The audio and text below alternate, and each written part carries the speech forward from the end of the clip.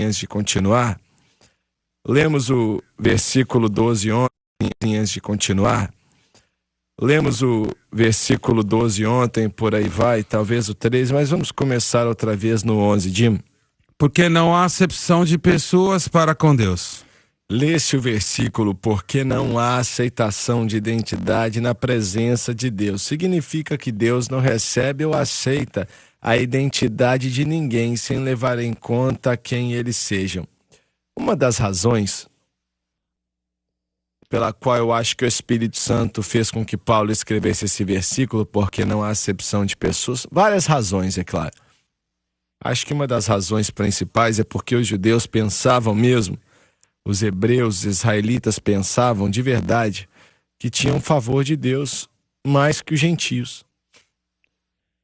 Era um dos grandes problemas dele, vamos dizer assim, com Paulo, uma das grandes contornações que eles tinham com Paulo, dos problemas que todos tinham que vir pela mesma forma, fé em Jesus Cristo, os gentios, os judeus, os pequenos, os grandes, não importava quem era. Isso não caía bem com algumas pessoas em Israel, não caía bem. Não caía bem nem com muitos ali na igreja que aceitaram a Cristo, pensavam de si mesmos, pessoas de honra, muitos judeus até tinham a ideia de uma salvação nacionalista. Se eles fossem judeus, estavam salvos, com exceção de um coletor de impostos ou alguém que tinha cometido uma traição, ou seja, ter seguido o caminho de Roma, né, tomado o lado deles. Eles sentiam que eram abençoados além do mundo gentio. Os gentios eram cães, eram adoradores de ídolos, eles incircuncisos, né? Pessoas sem Deus, adoradores de ídolos, e eles olhavam para eles com desgosto. E Paulo diz que Deus não faz acepção de pessoas, não aceita mais o judeu do que o gentio. E vamos ler depois, quando Paulo faz a pergunta, o judeu, por acaso, foi uma bênção ser judeu? Claro que foi ser um judeu, mas vamos depois falar disso. Ele claramente aqui está dizendo, então, que Deus não faz acepção de pessoas. O judeu tem que vir da mesma forma que o gentio. E quero fazer outra declaração. Tem pregador hoje em dia, agora... Deixa 2000 anos atrás para lá e vamos falar do tempo atual, que pensam que Deus tem uma outra forma de salvação para os judeus. Tem não, senhoras e senhores. Isso é um absurdo. Deus não tem nada para outra pessoa fora Jesus, pois ele falou, eu sou o caminho, a verdade e a vida. Homem nenhum, é bem claro, não é? Ninguém vem ao Pai, senão por mim.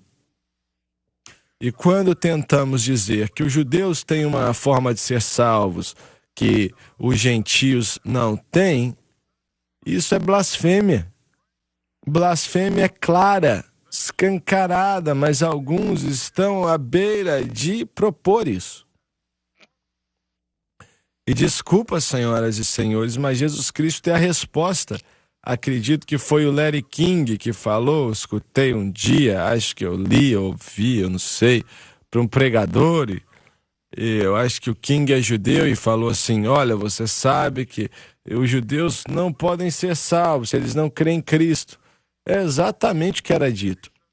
E o rapaz falou, isso quer dizer que nenhum judeu pode ser salvo. E o homem respondeu, se eu me lembro bem, seja quem ele fosse, não pode mesmo não. E não é só para judeus, mas para qualquer um. Não importa. Jesus é aquele que pagou o preço na cruz do Calvário. Ele pagou o preço, se ofereceu como sacrifício. Ninguém mais fez isso, gente. Ninguém mais fez essa obra tremenda, só Jesus Cristo. Então, escuta aqui. É algum tipo de crime se você for um restaurante que você pagou para comer ali? Queremos aceitar alguém como Salvador quando não fizeram nada para salvar ninguém, não tinha como também não, né? Só Cristo poderia ter feito isso. Deus se tornou homem. O que estamos ensinando não é nada novo. é a doutrina mais antiga que a humanidade já conheceu e pelo que sabemos que Deus conheceu. Vou explicar. 1 Pedro capítulo 1, versículo 18 ao 20, o Senhor disse que isso foi feito antes da fundação do mundo.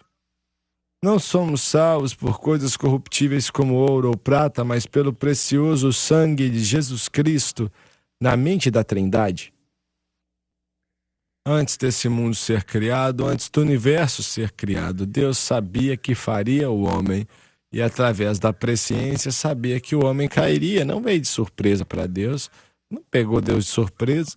Então, Deus tinha determinado que o homem seria redimido por Deus através dele se tornar um homem. Olha, Deus não pode, deixa eu falar assim, somente um homem poderia redimir o outro. E isso não podia acontecer, porque todos os homens nasciam no pecado por causa da queda de Adão. Os filhos caídos da raça adâmica. Então, para que o homem fosse redimido, Deus teria que se tornar homem. Foi o que aconteceu na encarnação. Com o propósito de ir até a cruz, ele fez muitas coisas como homem, andou perfeitamente, guardou a lei. Mas o propósito principal era de ir até a cruz. Foi o que ele fez para redimir a humanidade caída. E ele pagou o preço na cruz do Calvário. E Deus, através da sua misericórdia, deixa eu falar de outra forma, a Trindade determinou que o homem seria alcançado pela graça, que é uma escolha. Se não é uma escolha, não é graça. Mas quando a graça foi escolhida pela Trindade, então Deus não tinha escolha senão estender misericórdia. Misericórdia automaticamente segue a graça. É por isso que Paulo disse que nós não estamos debaixo da lei, mas da graça. Não existe misericórdia na lei. Não pode, é impossível. A lei é algo frio e pronto, acabou. Mas a misericórdia na graça. Glória a Deus. Deus estende misericórdia. Ele escolheu a graça. E quando isso aconteceu, a única escolha que ele tinha era estender misericórdia, pois é um fato garantido. E ele pagou o preço na cruz do Calvário, mas Maomé não pagou nada. Confúcio também não. Abraão Lincoln também não. Ninguém mais pagou e ninguém podia pagar. Não era uma questão de não fizeram, não tinham como. Mas ele pagou o preço total. Para quando ele fala assim, olha, eu sou o caminho, a verdade e a vida, ninguém vem ao Pai senão por mim. É por isso, porque ele é aquele que pagou o preço. Você não compra um carro Chevrolet e paga Ford, né? Você não vai conseguir passar bem por isso, não. O grande problema com o homem é que não queremos aceitar o preço do Senhor e queremos pagar um outro preço pelos nossos próprios esforços. E os judeus fizeram a mesma coisa. Necessariamente eles não clamam que tinham direito de primogenitura, né? Mas falaram que direito de primogenitura dava uma posição especial e tudo mais. Então eles seguiam a lei como meio de salvação, mas Deus nunca intencionou que eles seguissem a lei. Mas a gente mantém a lei, a gente conhece a lei, e o mundo gentil, eles não sabem a lei, não conhecem. Então Paulo escreveu, pois não há acepção de pessoas com Deus. Lemos isso e estamos maravilhados porque está ali, porque podemos ser incluídos, mas você não sabe que isso deixou o mundo judeu brabo? Certo. Existe um ponto que eu quero falar aqui. Deus não está mostrando acepção nem para a bênção nem para a maldição. Isso é importante, viu? Ele é o autor por trás das tribulações, angústias, ira ou glória. Olha, honra e paz. Bondade, paz. Ele é o autor por trás de tudo isso. Ele vai então liberar para o indivíduo, baseado no que ele escolhe crer.